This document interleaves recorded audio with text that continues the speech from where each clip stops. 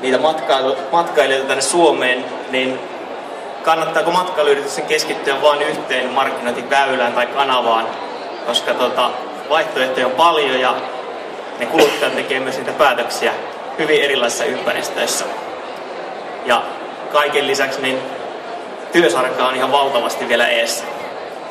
Tehtiin tuossa jouluviikolla tuolla Pietarissa lyhyttä haastattelututkimusta ja siellä oli muun muassa tämmöinen tieto, että 46% viisumia hakijoista niin ei pystynyt nimeämään yhtään lappilaista matkailuresorttia nimeltä.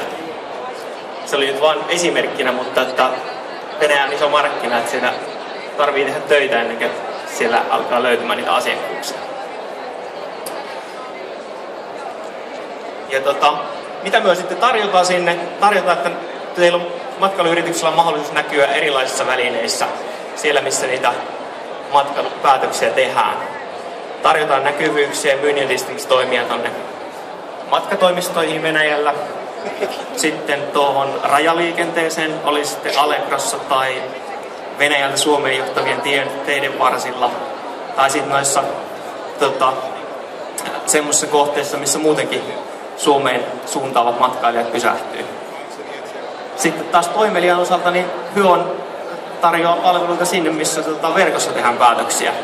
Ja suositellaan, mikä on venäläisille vahva asia. Suosittelulla on valtava voima.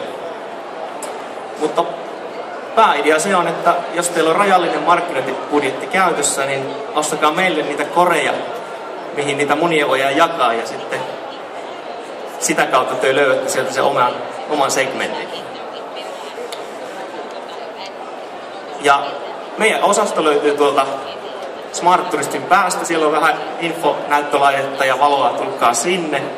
Me ollaan sovittu, että kuka tänään jättää tarjouspyynnön tai tapaamispyynnön, niin lähdetään sitten, arvotaan niiden joukosta, niin lähdetään kimpassa sitten Salpassille kisoihin VIP-vieraaksi, että olkaa aktiivisia sen suhteen.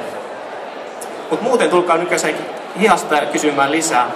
Tarjotaan laaja kattaus sinne Venäjälle. Tehdään teidän hyviä mahdollisuuksia.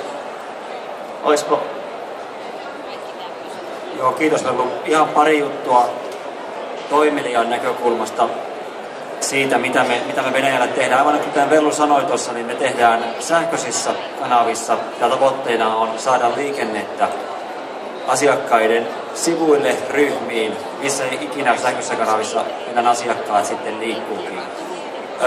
Tavallaan semmoinen ajatus se, että miksi me ollaan keskitty pelkästään Venäjään ja sähköisen kanavaan on se, että kun me tullaan tuolta iloisesta Etelä-Karjalasta, Lappeenrannasta, ja siellä tämä venäläisturismi, ostosmatkailu on ollut erittäin iso asia jo monta vuotta, mutta tässä pari vuotta sitten me huomattiinkin sellainen juttu, että vaikka me puhutaan paljon venäläisistä ja heidän käymisistään täällä Suomessa, niin itse asiassa suomalaiset yritykset eivät näkyneet venäläisissä verkoissa, kanavissa juuri lainkaan. Tai jos ne näkyvät, niin ne eivät näkyneet siellä tietoisesti. Ja se, että se Venäjä on vielä sähköisessä maailmassa aika pitkälti suuri tuntematon vielä suomalaisille yrityksille. Ja siihen liittyen niin kutsun teidät kaikki tuonne meidän Intravedin kanssa yhteiselle standille ja testaamaan sen oman yrityksen näkyvyys siellä venäläisissä verkoissa, hakukoneissa, sosiaalisessa mediassa. Meillä on siihen yksi näppärä työkalu, joka on täysin ilmainen, ja siitä saadaan raportit se, että mikä se oman yrityksen näkyvyys siellä oikeasti on. Ei muuta kuin tervetuloa ja hyviä messupäiviä. Kiitoksia e-Travel ja Toimi.